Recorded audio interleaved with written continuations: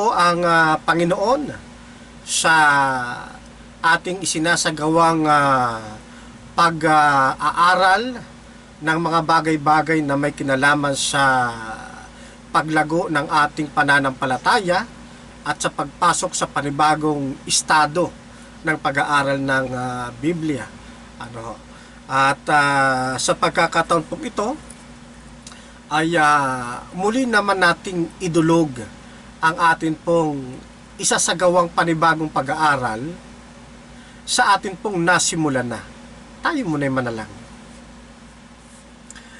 Sa inyo po, Amang Banal, ipinagkakatiwala namin ang amin pong mga sarili at ang aming mga oras samantalang kami ay mag-uuntahan, mag-aaralan ng hermeneutika. Umaasa po kami, Amang Banal, na ang isinasagawa namin ito ay hindi mawawalang kabuluhan, kundi magagamit namin sa paglilingkod sa inyo. Binabalik po namin ang aming papuri at pasasalamat sa pangalan po ng aming Panginoon Hesus. Amen. Okay, ang atin pong tatalakayin naman ngayon ay ano-ano ba ang mga barriers kung bakit ang isang mag-aaral ng banal na kasulatan ay hindi umuusad. Mahalagang bagay ito na mapag-aralan din natin nang sa ganon ay ma-evaluate natin ang atin pong mga sarili. O di kaya kapag nakita natin ang ilang mga katangiang ito sa ating kapwa mananampalataya, ay matutulungan natin siya na maiahon sa ganun niyang kalagayan. Sapagkat gusto natin, katulad natin, na sila rin ay lumalago sa kanilang pananampalataya at pag-aaral ng salita ng Diyos. Okay? Isa sa mga nakita ko na mga dahilan kung bakit ang isang Bible interpreter o ang isang bumabasa ng Biblia o baguhang mambabasa ng Biblia ay napakabagal ng kanilang pag-usad sa paglago ng kanilang pag-aaral ng Biblia. Una, nakita ko mga kapatid na ang kawalan ng time ang siyang nagiging dahilan kung bakit hindi nakakapag-aral ng Biblia ang isang tao. Yung kawalan ng time ang siyang nagiging dahilan kung bakit nagiging mabagal ang kanyang pag-usad sa pag-aaral ng salita ng Diyos. Malimit nating naririnig na busy pa kasi ako Yan. Wala akong time para mag-aral ng Biblia dahil sa sistema ng aking trabaho. Na kumisan, yung gabi, ginagawa ko ng araw, yung araw, ginagawa ko ng araw para lamang maitaguyod ko ang aking pamilya. Ito yung isa sa mga nakikita kong mga barriers kung bakit mabagal ang kanyang paglago sa pananampalataya o di kaya sa pag-aaral ng salita ng ating Panginoong Diyos. Siguro sa mga ganitong pagkakataon ay ano man ang ating hanap buhay, ano man ang ating business, ay magkaroon tayo ng tinatawag na time management, di ba? Sapagkat ito po ay mahalaga. At huwag din natin pababayaan siyempre ang ating pong kalusugan sa kabila ng ating paghahanap buhay. Magkaroon tayo ng time sa pagpapahinga. Wag puro trabaho, wag puro paghahanap buhay. Sabi ng ating Panginoon, doon sa chapter 4 ng Mateo, verse 4, ang wika po ganito. Datapot siya ay sumagot at sinasabi, nasusulat, Hindi sa tinapay lamang nabubuhay ang tao, kundi sa bawat salitang lumalabas sa bibig ng Diyos. Bigyan natin ng pagpapahalaga rin, ng time, yung ating pag-aaral ng salita ng ating pong Panginoong Diyos. Sapagkat mahalagang bagay ito, mga kapatid, sa atin pong paglago kay Kristo. Ano ho? Yan. Kaya nga kumisan, pati araw ng Sabado, hindi na sila nakapagsamba. Kasi nga, wala silang panahon. Pero kung ibibigay natin sa ating Panginoon lahat ng ating kabigatan sa buhay, hilingin natin sa Panginoon kasama ng application na magkaroon tayo ng time para sa pakikipagniig sa Kanya, time para sa quiet, kung tawagin ay quiet time, mga oras na itatalaga po natin sa kanila. At bigyan natin ng tuon, na tayo ay makapaglingkod sa ating Panginoong Diyos nang walang iniisip sa buong maghapon, kundi tayo ay mangingili ng araw ng Sabat. Sa loob ng pangingili ng Sabat, pwede na tayo rito magsagawa ng pag-aaral at pag-upgrade, di ba? Ng banal na kasulatan. Ano po? Yan. At kasama rin sa mabilis na paglago ng ating pananampalataya at pag-aaral salita ng Diyos ang pakikinig sa iba't iba nating mga programa sa Himpapawid. Yan. At makakatulong po yan ng malaki sa atin. Ang palagiang pagbabasa ng lessons. Yan. Okay? So, mahalaga po yan. Okay? So, yun yung nakita ko isa sa mga barriers na dapat nating baguhin yung ating sistema. Magkaroon tayo ng time management sa ating pong buhay. Okay? Ang pangalawa sa mga barriers na akin pong nakikita ay yung pagiging hindi willing ng isang tao na mag-aral ng Biblia. Okay? Para sa kanya ay sapat na ang makinig lamang na salita ng Diyos kapag araw na Sabado, Miyerkules ng gabi, Biyernes ng gabi. Sapat na sa kanya yung sumamba, pagkatapos uuwi, tapos na ang sistema ng buhay. Yan. So, yung pagiging hindi niya willing sa salita ng Diyos ng pag-aaral, ito yung nagiging hindrance o balakid, nagiging barrier ng isang anak ng Diyos para magkaroon ng upgrading sa kanya pong pag-aaral ng Biblia. Ayan. At kapag hindi ka kasi willing, ano mang pagtutulak sa'yo, ano mang pag-aanyaya sa'yo, hindi ka willing, wala ring saysay. Maaring nandoon ka, nakikiupo ka, nakikitumpo ka, pero pag wala yung willingness, mga kapatid, kahit na anong pinagsasabi nila, hindi natin maiintindihan. Maboboring lamang tayo. Yan. Kaya kailangan siyempre ay magkaroon tayo ng willingness. Yan.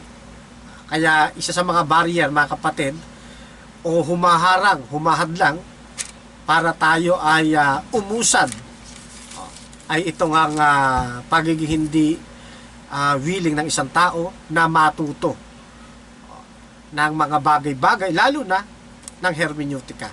Okay? Yan.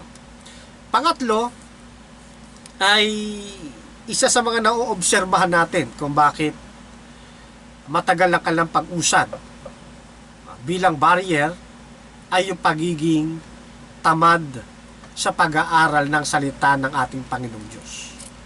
Kapag tayo po ay tamad,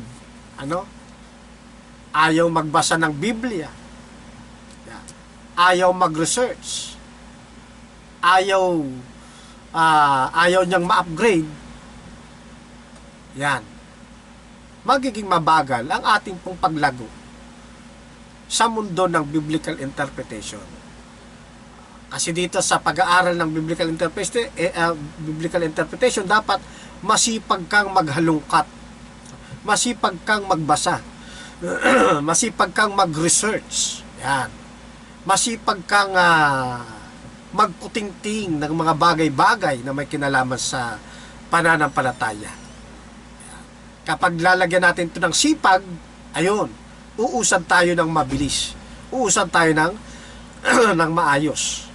Kaya hindi po bagay sa isang Bible interpreter ang patulog-tulog, yung patamad-tamad. Yan, yung lazy type ay hindi po uobra dito. Kagaya nung ikalawang bahagi natin, kailangan magkaroon tayo ng willingness. Dito magkaroon naman tayo ng kasipagan, yan, sa pag-aaral ng salita ng Diyos. Sipag na hindi naman mapapariwara yung ating pamilya. Dapat balanse rin kasi. Dapat balanse. Hindi po pwede puro lang tayo pag-aaral ng salita ng Diyos, yung pamilya napapabayaan natin. Dapat balanse po ang ating pong sistema na gagawing pag-a-upgrade sa atin pong knowledge. Okay? Pang-apat na aking naobserbahan na nagiging sagabal ay yung pagiging walang tiyaga ng isang tao sa pag-aaral ng Biblia. Okay? Mabilis siyang magsawa. Katulad ng ating napag-aralan ng mga nakaraan, kung minsan ang isang talata ng banal na kasulatan hindi mo madadaan sa isang upuan. Kung minsan ay nangangailangan siya ng long process. Kapag wala kang tiyaga, hindi mo maaabot yung iyong inaasam na makuha yung pinakagusto mong makuha. Sapagkat ang pag-aaral ng Biblia ay nilalahukan ng katiyagaan. Kailangan nating maging matyaga sa pag-aaral ng Biblia, sa paghahalungkat, sa pagre-research. Yan.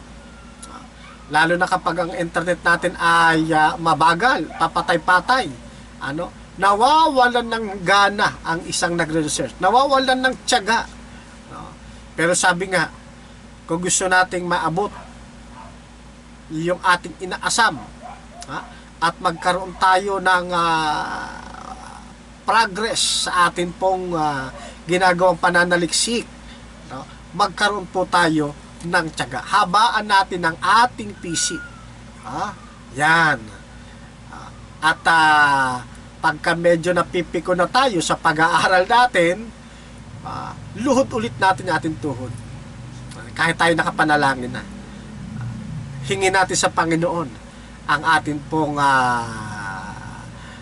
ang negative na nangyayari habang tayo ay nagsasagawa ng ating pananaliksik. Di ba? Kaya mahalaga sa ating pong mga mag-aaral ng Biblia yung pagtatalaga ng kanilang sarili sa Diyos. Huwag nating bigyang puwang ang katamaran o ang walang katiyagaan. Okay. Maging matyaga tayo sa pag-aaral salita ng Diyos upang tayo ay mabilis na umusad. Okay. Yun lamang yung pang-apat na aking nakita. Pang-lima, na akin ding naoobserbahan at nakikita kung bakit ito nga pinag-uusapan natin na mabagal na pag-usad ay yung tinatawag na presumption. Yung palapalagay.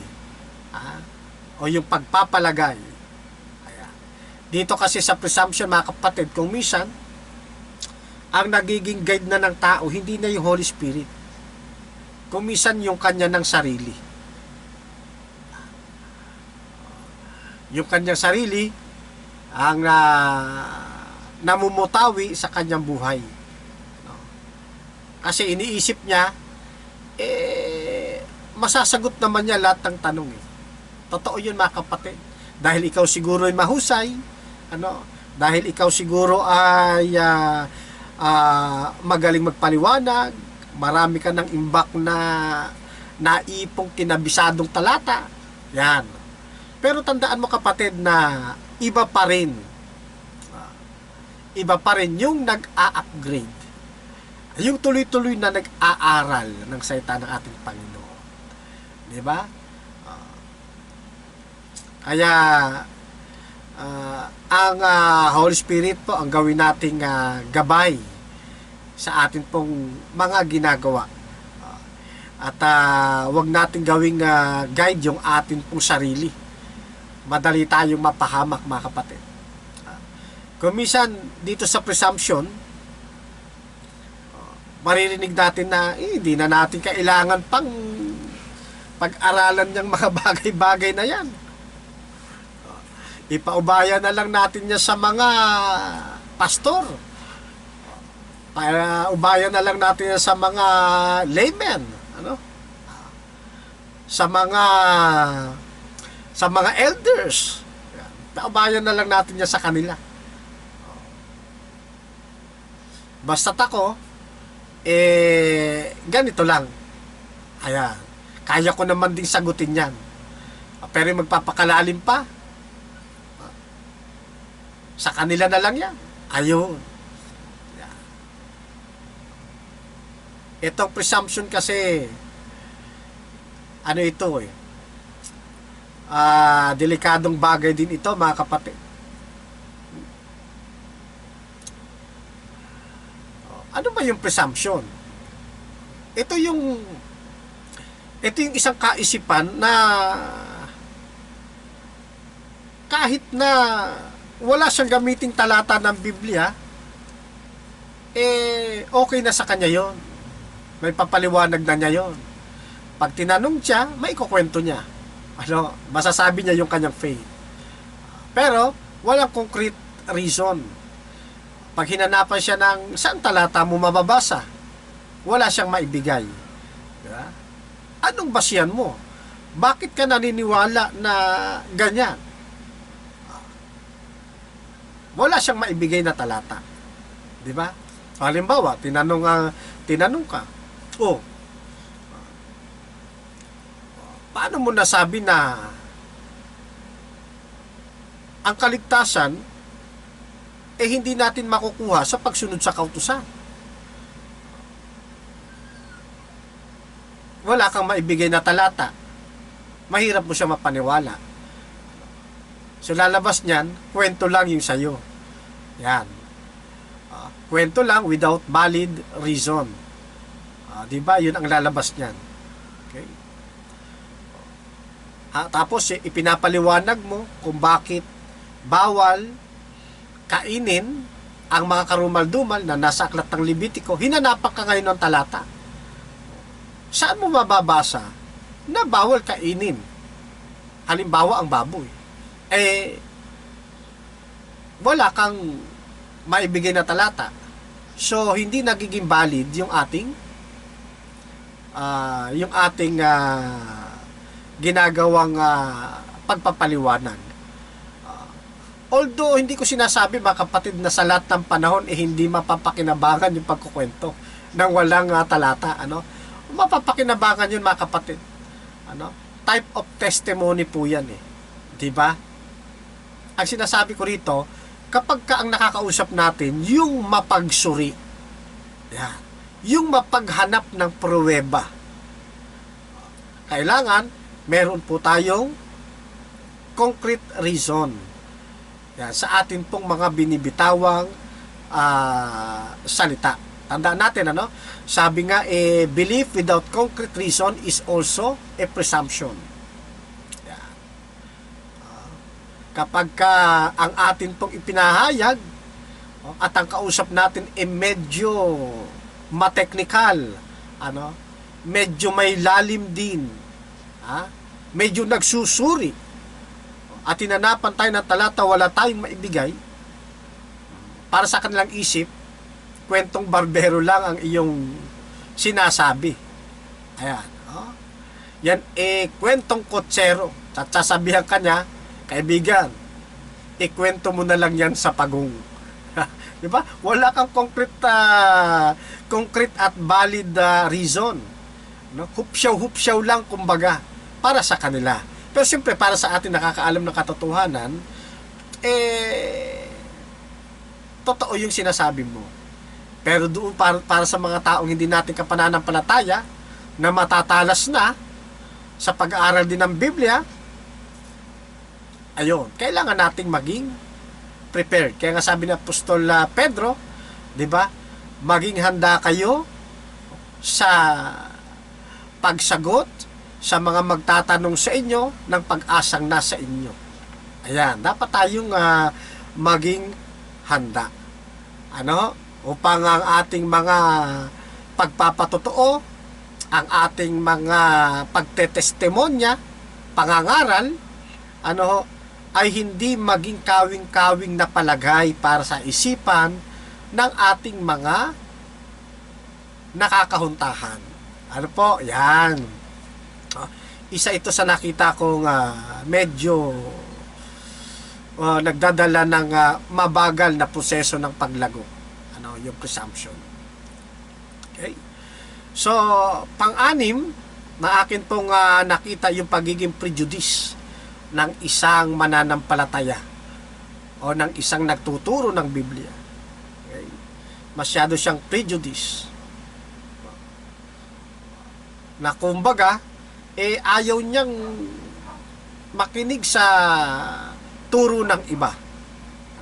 Ayaw niyang makinig sa paliwanag ng iba. Ayaw na niyang makinig pa sa mga pag-upgrade ng iba.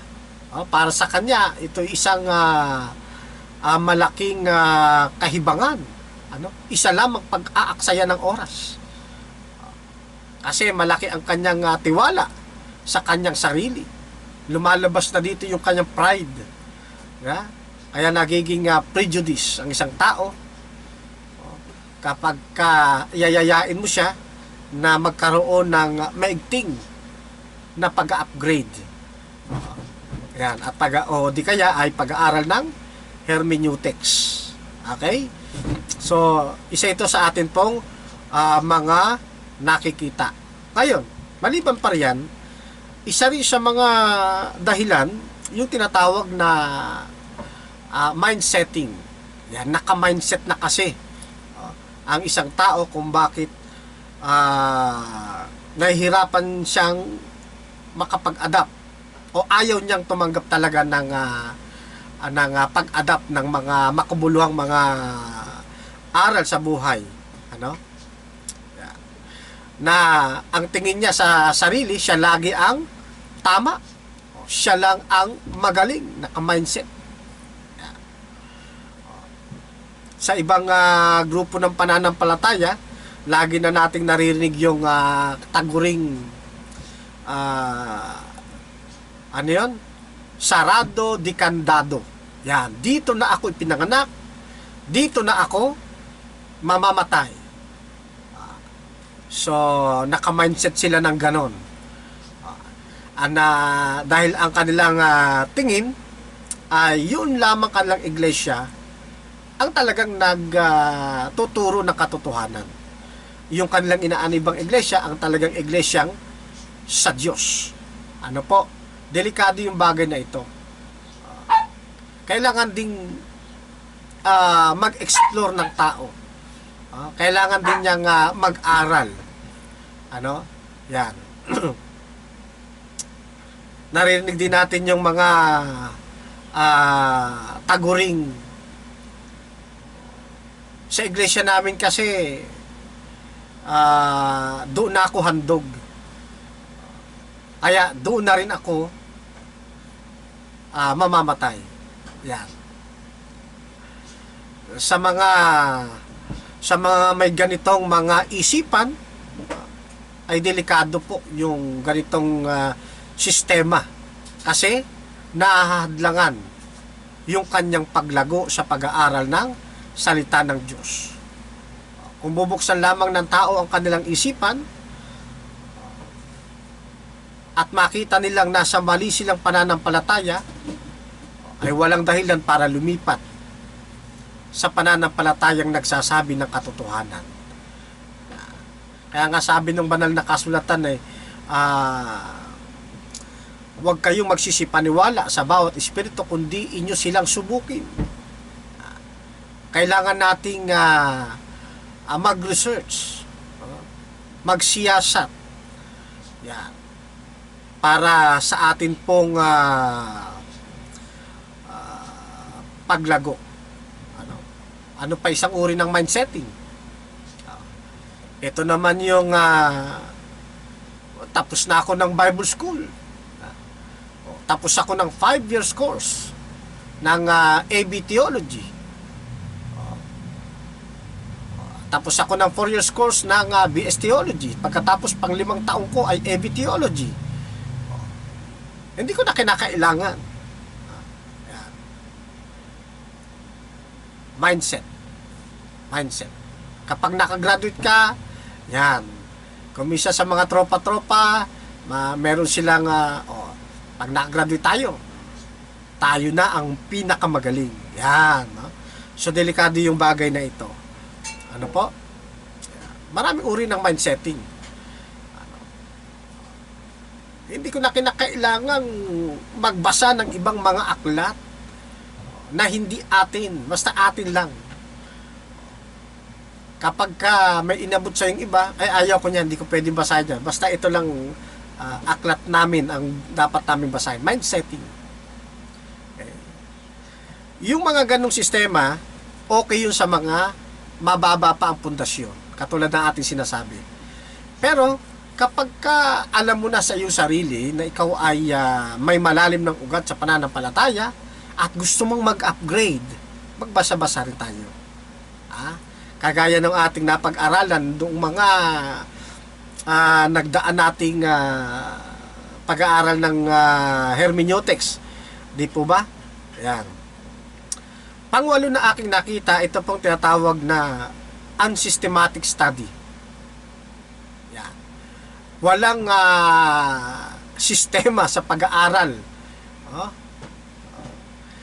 Itong unsystematic study, ito rin yung tinatawag na lack of proper education. Mabagal ang ating pag-usad kasi hindi natin naaarok nang may kalaliman pa ang pag-aaral ng salita ng ating Panginoong Diyos. Kaya kapag mayroong mga naitatanong sa atin na medyo malalim, ay nananatiling hindi na natin nasasagot. Kagaya ng ating nasabi nung nakaraan na hindi masamang magsabi na hindi pa natin alam. Yan. Pero hindi na maganda kapag sa tuwing tayo sasagutin, ang isasagot natin hindi natin alam. 'Di ba? Hindi isang kababaan ng isang mangangaral o kawalan ng dignidad kapag sinabi niyang kapatid, maganda ang inyong tanong. Kaya lang sa mga pagkakataong pong ito, hindi ko muna masasagot yung inyong pong tanong sapagkat di ko pa napag-aralan. Yan. Hindi masamang magsabi ng ganon. Ang mahirap dito, kada tatanungin tayo, sasabihin natin, hindi po natin alam. Yan. Kasi nga, mabagal ang ating pag-usap. Dapat sa tuwing mayroon tayong sinasagot na hindi natin alam, ay babanggitin din natin, hayaan mo kapatid. Sa susunod ulit na magkita tayo, masasagot ko na yung iyong tanong na yan. Ano ibig sabihin? Mag-a-upgrade ka. Yan. Mag-a-update. Okay? So, at magagawa natin to kapag systematic yung ating paraan ng pag-aaral ng Biblia. At ito nga ay ini-introduce namin sa inyo na pag-aralan ang biblical hermeneutics sapagkat isa ito sa malaking bagay na makakatulong sa inyo pong paglago sa pag-aaral ng salita ng ating Panginoong Diyos. Pero hindi ko sinasabi mga kapatid, baka ma-misinterpret po ninyo ako. Hindi ko sinasabi na kapag hindi kayo nag-aral ng hermeneutics, hindi kayo lalago.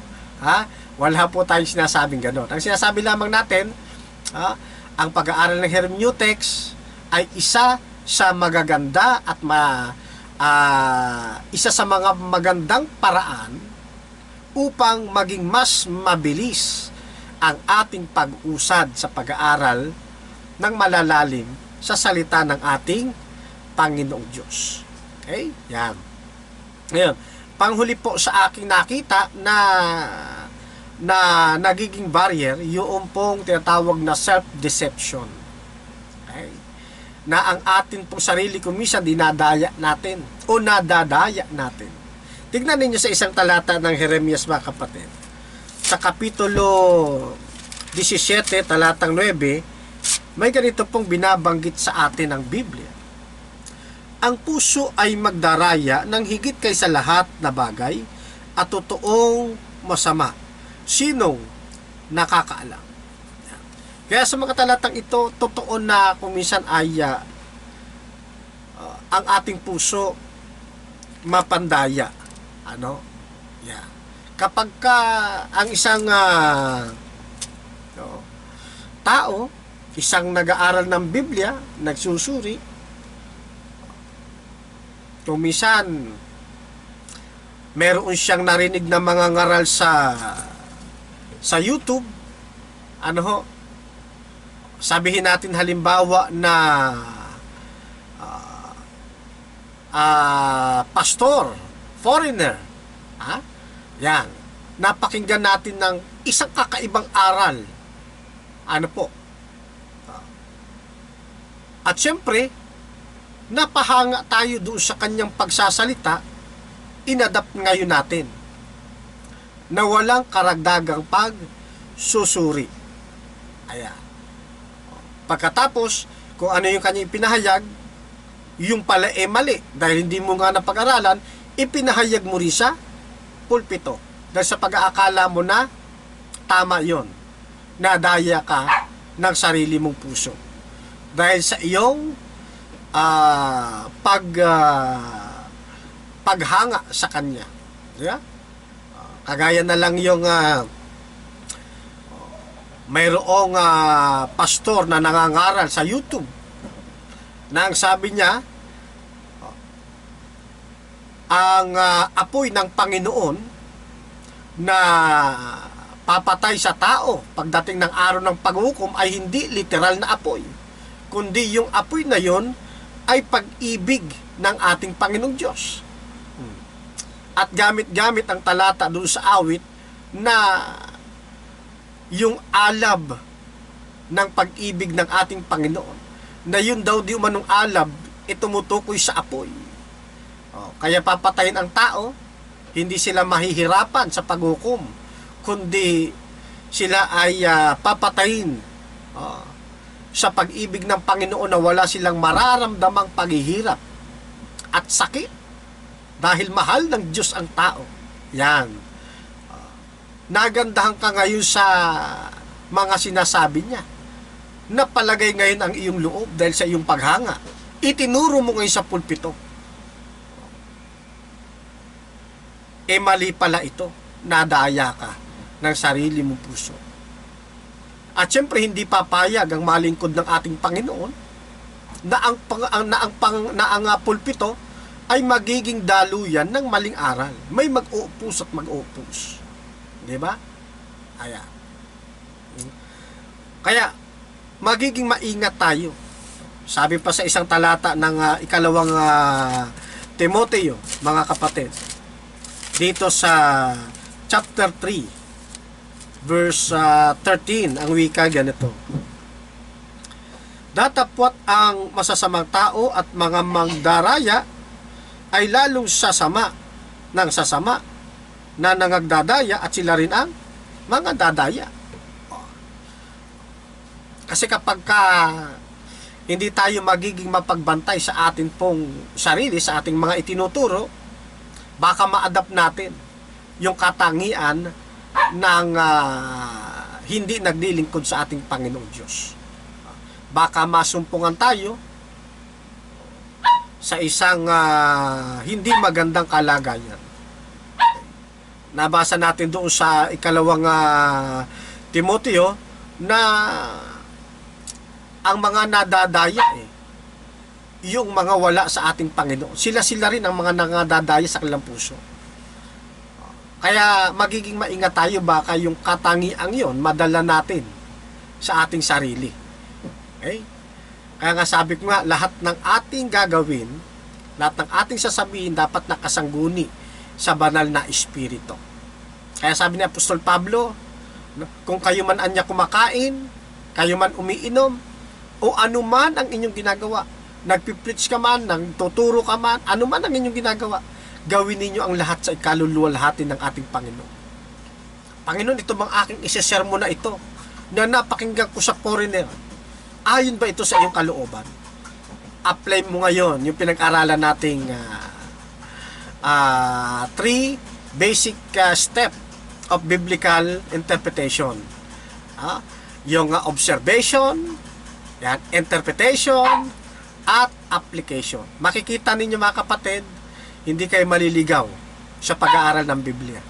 At syempre, yun ay nasa ilalim ng inyong pananalangin na kayo ay patnubayan ng ating pong Panginoong Diyos. Okay?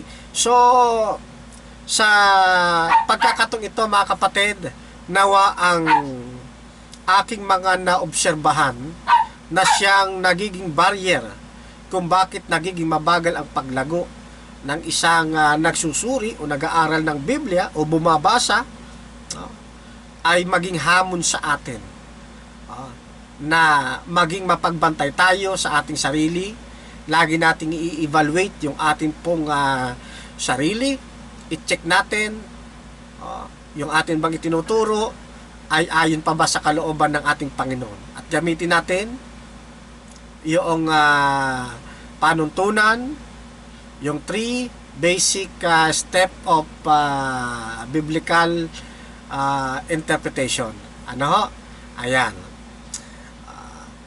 Para lalo tayong maging epektibo. Ano? Okay? So, pansamantala mga kapatid, tayo muna ay manalangin. Let us pray. Salamat po Panginoon sa karagdagang impormasyon na amin pong napagsalusaluhan. Salamat sa inyong biyaya. Salamat sa mga panahon na patuloy niyong pinagkakaloob. Binabalik namin, Ama, ang amin pong papuri at pagluwalhati sa inyo pong dakilang pangalan. Patuloy po kayong manguna sa amin pong mga buhay. Sa pangalan po ng aming Panginoong Hesus. Amen.